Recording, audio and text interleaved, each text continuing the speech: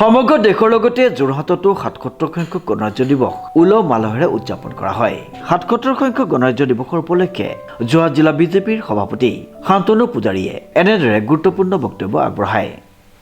৭৭ সংখ্যক গণতন্ত্ৰ দিৱস ৭৭ সংখ্যক গণতন্ত্ৰ দিৱসৰ এই পবিত্ৰ দিনটোত আজি দেশৰ অন্যান্য ঠাইৰ লগতে যোৰহাট জিলাতো ৰাইজে উৎসাহ উদ্দীপনাৰে সৈতে এই গণতন্ত্ৰ দিৱসৰ এই কাৰ্যসূচী উদযাপন কৰে।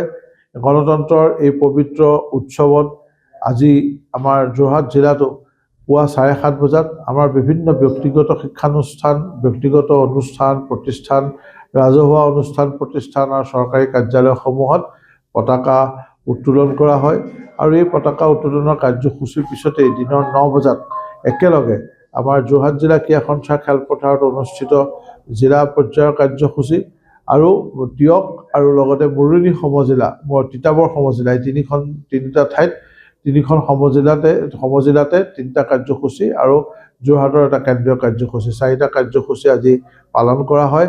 ইয়াত প্ৰত্যেক ঠাইতে ৰাইজে যথেষ্ট উৎসাহ উদ্দীপনাৰ সৈতে গণতন্ত্ৰ দিৱসৰ কাৰ্যসূচী পালন কৰিলে। আজি যোৰহাটৰ কেন্দ্ৰীয় কাৰ্যসূচীত আমাৰ মাননীয় মন্ত্ৰী অসম চৰকাৰৰ শ্ৰীযুত অতুল বৰা ডাঙৰীয়াই অংশগ্ৰহণ কৰি পতাকা উত্তোলন কৰাৰ লগতে আমাৰ যোৰহাটবাসীক, জিলাবাসীক উদ্দেশ্যি তেখেতৰ গণতন্ত্ৰ দিৱসৰ ভাষণ প্ৰদান কৰে। ইয়াৰ লগতে আমাৰ দিয়ক সমজিলাৰ বাবে কাকজানত, তিতাবৰ সমজিলাৰ বাবে আৰু শুকানজনীয়াত মুৰুনী সমজিলাৰ কাৰ্যসূচীও তিনি ঠাইত পৃথকে অনুষ্ঠিত হৈ যায়। মই সমূহ যোৰহাট জিলাবাসীৰ ৰাইজক দেশৰ ৭৭ সংখ্যক গণতন্ত্ৰ দিৱসৰ আন্তৰিক শুভকামনা জ্ঞাপন কৰিলোঁ। অনুপম বৰাৰ ৰিপৰ্ট, নিউজ নাও।